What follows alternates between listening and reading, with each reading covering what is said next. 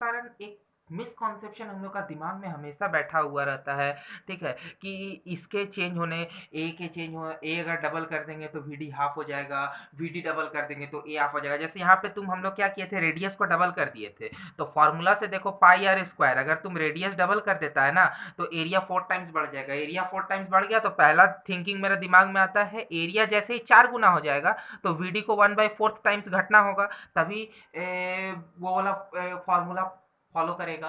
अब सबसे पहला बात है कि वो फॉर्मूला फॉलो करने के लिए कहानी क्या था, मेरा करंट कांस्टेंट होना चाहिए था। फॉर्मूला क्या था, I is equal to N E A V D. ये फॉर्मूला में A into V D constant कहाँ होता है, जहां पे करंट कांस्टेंट होगा, सबसे पहला बात। और current is equal I is V is equal to I R, I is equal to V by R. ठीक, अब हमको बताओ, जब हम एरिया चेंज कर दिए हैं, सुनना अच्छा से सुनना, जब हम एरिया को चेंज किए हैं, ठीक है, तो क्या मेरा रेजिस्टेंस चेंज होगा? बिल्कुल चेंज होगा। देख लो, R is equal to rho L by A. पहले जो हम बोल रहे हैं वो सुनो, अगर एरिया चेंज हुआ है तो रेजिस्टेंस चेंज होगा।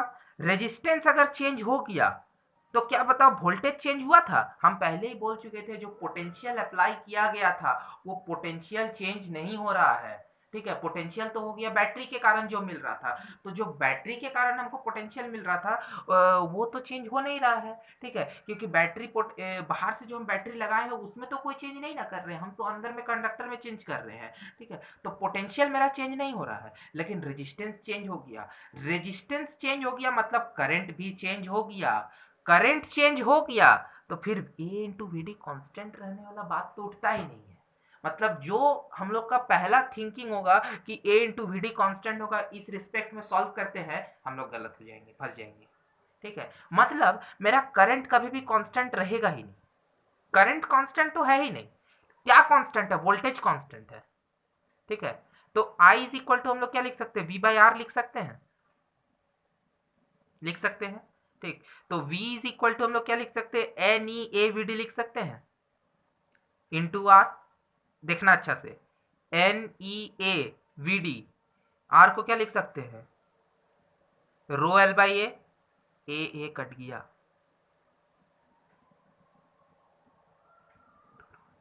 देखो, भी क्या था, वोल्टेज था, जो वोल्टेज अप्लाई किया गया था।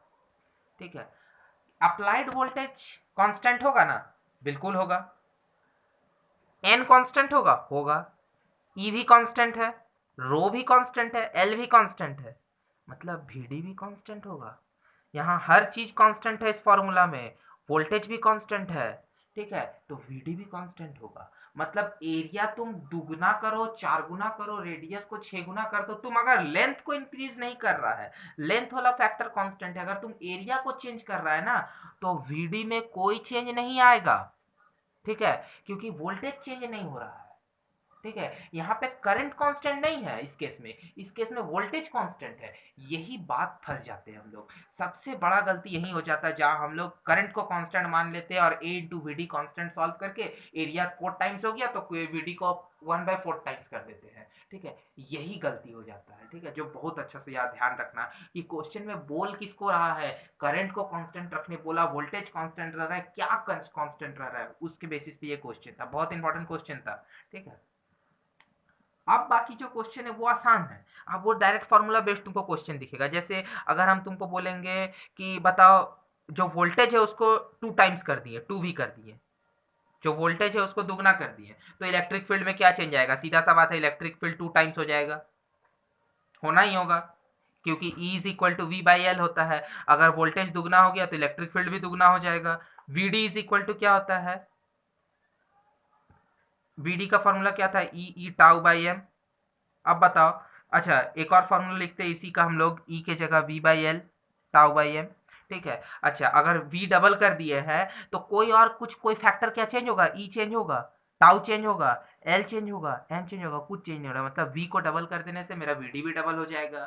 ठीक है, R resistance rho L by A पे डिपेंड करता है। ठीक है, हम बैटरी का वोल्टेज चेंज कर दे रहे हैं, बैटरी जो बाहर से लगाए हैं उसको चेंज कर दिए, तो क्या अंदर में मेरा जो रजिस्टर लगा हुआ है सर की जो कंडक्टर है, उस कंडक्टर का क्या रेजिस्टेंस में कोई चेंज आएगा? कोई फैक्टर चेंज नहीं हो रहा है, ना रजिस्टर कंडक्टर का लेंथ चेंज हो रहा है, ना एरिया चेंज हो रहा है, ना रो चेंज हो रहा है, तो उसका रेजिस्टेंस में चेंज नहीं आएगा, मतलब रेजिस्टेंस में नो चेंज दिखेगा। ठीक है, उसके बाद एक क्वेश्चन आएगा, लेंथ को अगर हम लोग हाफ कर दिए तो इलेक्ट्रिक फील्ड में क्या चेंज आएगा? फॉर्मूला क्या है? E इज इक्वल टू क्या है? V into L, is equal to V into L. अगर लेंथ को हम लोग, सॉरी, अगर हम लोग, ये फॉर्मूला नहीं था, लेंथ को हम लोग हाफ कर दिए हैं। हाँ, देखो, E is equal to V by L होता है। ठीक है, अब अगर लेंथ को हम लोग हाफ कर देंगे, ठीक है, तो 2 टाइम्स ऑफ वी एल हो जाएगा, मतलब इलेक्ट्रिक फील्ड, जो न्यू इलेक्ट्रिक फील्ड हमको मिलेगा वो दुगना मिलेगा, 2 टाइम्स ऑफ ई मिलेगा। ठीक है, मतलब इलेक्ट्रिक फील्ड दुगना हो जाएगा, लेंथ को हाफ करने से इलेक्ट्रिक फील्ड दुगना हो गया। V D is equal to क्या होता है? E tau by M. अगर इलेक्ट्रिक फील्ड दुगना हो गया तो वी डी डबल हो जाएगा, वी डी डबल हो गया, रेजिस्टेंस में क्या चेंज आता है? रो एल बाई ए। ठीक है, लेंथ डबल हो, लेंथ हाफ हो गया तो रेजिस्टेंस भी हाफ हो जाएगा, डायरेक्टली प्रोपोर्शनल है। तो ये सारा आसान क्वेश्चन था, जो फंसने वाला क्वेश्चन था वो यही था। ठीक है, तो ये वाला क्वेश्चन किया, यहीं तक हम लोग लेक्चर को ख़त्म करेंगे। इसके बाद हम लोग एक बिल्कुल नया टॉपिक से स्टार्ट करेंगे, सीरीज और पैरेलल कॉम्बिनेशन, नेक्स्ट लेक्चर में। ठीक,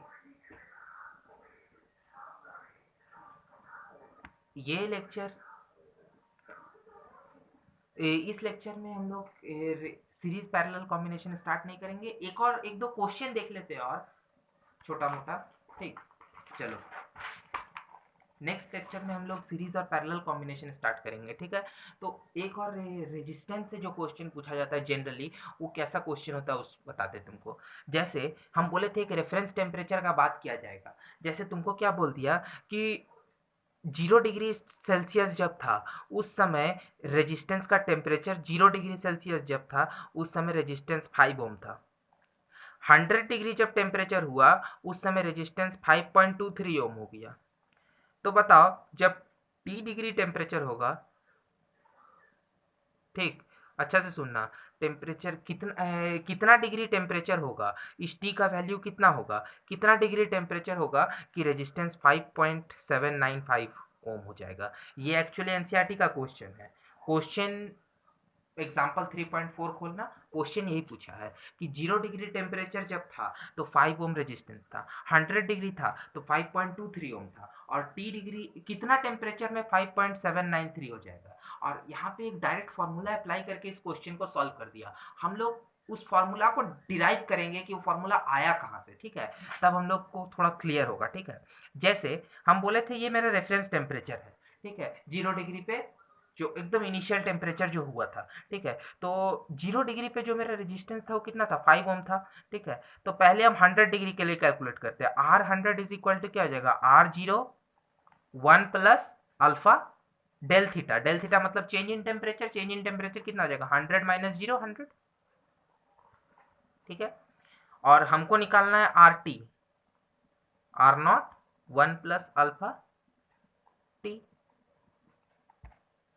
ठीक है, अब देखो, R100 minus R0 is equal to R0 alpha 100 by, हम क्या कर रहे हैं, देखो, इसको ब्रैकेट को खोल के उधर ले आए और इसमें भी ब्रैकेट खोल के उधर ले जाएंगे और दोनों इक्वेशन को डिवाइड कर दिए। ठीक है, RT minus R0 by R0 alpha T, alpha T alpha, R0 alpha गया, T इज इक्वल टू कितना आ गया?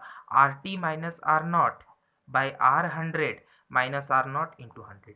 देखो, जो क्वेश्चन सॉल्व किया गया है ना एनसीईआरटी में, उसमें ये फार्मूला अप्लाई कर दिया था। हम लोग फार्मूला ले आए, कहाँ से फार्मूला आया था। ठीक है, ये फॉर्मूला याद रखना, क्वेश्चन जल्दी बनेगा जब इस टाइप का क्वेश्चन रहेगा।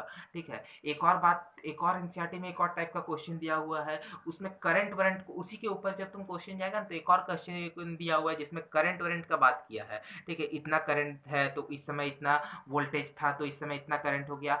एक्चुअली वो करंट वाला जो बात तुमको बोला है ना, वो बस कुछ नहीं, वो वैल्यू दिया गया है ताकि तुम उस टेम्परेचर में रेजिस्टेंस कैलकुलेट कर सको। वो क्वेश्चन को थोड़ा ट्विस्ट करने के लिए वो तुमको डायरेक्ट करंट का वैल्यू, रेजिस्टेंस का वैल्यू नहीं दिया, वो तुमको क्या किया, करंट दे दिया और वोल्टेज दे दिया। तो V is equal to I R वाला फॉर्मूला से हम लोग उस टाइम का रेजिस्टेंस निकाल सकते हैं ना। तो बस तुमको वैल्यू का पुट करके रेजिस्टेंस कैलकुलेट कर लेना है। ठीक है, कि जो अलग अलग टेम्परेचर रेजिस्टेंस कैलकुलेट कर लेंगे, V is equal to I R वाला फॉर्मूला से रेजिस्टेंस कैलकुलेट हो जाएगा। ठीक है, तो जैसे कि जो डाटा दिया है हम तुमको बता देते हैं क्या बोला है। बोला है 230 वोल्टेज अप्लाई किया जा रहा है। ठीक है, इनिशियल रेजिस्टेंस जो था वो दिया गया है, तुम्हारा इनिशियल रेजिस्टेंस 75.3 ओम दिया हुआ है। बोला 230 वोल्ट अप्लाई किया गया। ठीक है, एक जिस समय स्टीडी करंट पास होना चालू हुआ, ठीक है, वो करंट कितना, मतलब फाइनल करंट जो हमको, जो करंट दे दिया फाइनली वो कितना हो गया, 2.68 एम्पियर दिया हुआ है। तो यहाँ से हम लोग रेजिस्टेंस निकाल सकते हैं कि फाइनल रेजिस्टेंस हमको कितना मिला। यहाँ से हमको फाइनल रेजिस्टेंस का पता चल जाएगा। इनिशियल जो मेरा रेजिस्टेंस था वो हमको पता है, मतलब इस फॉर्मूला में R is equal to R not 1 plus alpha delta T में हमको R पता है, final resistance R not initial resistance पता है। क्वेश्चन में अल्फा का वैल्यू दिया हुआ है तो यहाँ से डेल्टी निकल सकता है। यहाँ से हम लोग डेल्टी कैलकुलेट कर लेंगे। अब delta T is equal to T2 minus T1 था, तो T2 का वैल्यू हम लोग कैलकुलेट कर सकते हैं, T1 प्लस डेल्टी, यही तो मेरा डेल्टी था। ठीक है, तो यहाँ से हम लोग सॉल्व कर लेंगे। यही था और कुछ नहीं है क्वेश्चन में। ठीक है, इसी टाइप का छोटा मोटा क्वेश्चन आएगा। और यहीं तक में हम लोग इस वीडियो को ख़त्म करेंगे। नेक्स्ट लेक्चर में हम लोग सीरीज और पैरेलल कॉम्बिनेशन को डिस्कस करेंगे। वहाँ से एक नया कॉन्सेप्ट चालू होगा, सीरीज कॉम्बिनेशन क्या होता है, पैरेलल कॉम्बिनेशन, बहुत तरीका का क्वेश्चन वहाँ पे आएगा। व्हीटस्टोन ब्रिज अगला अब आएगा, टॉपिक नया नया। ठीक है, यहाँ तक में इसको ख़त्म करते हैं। Thank you.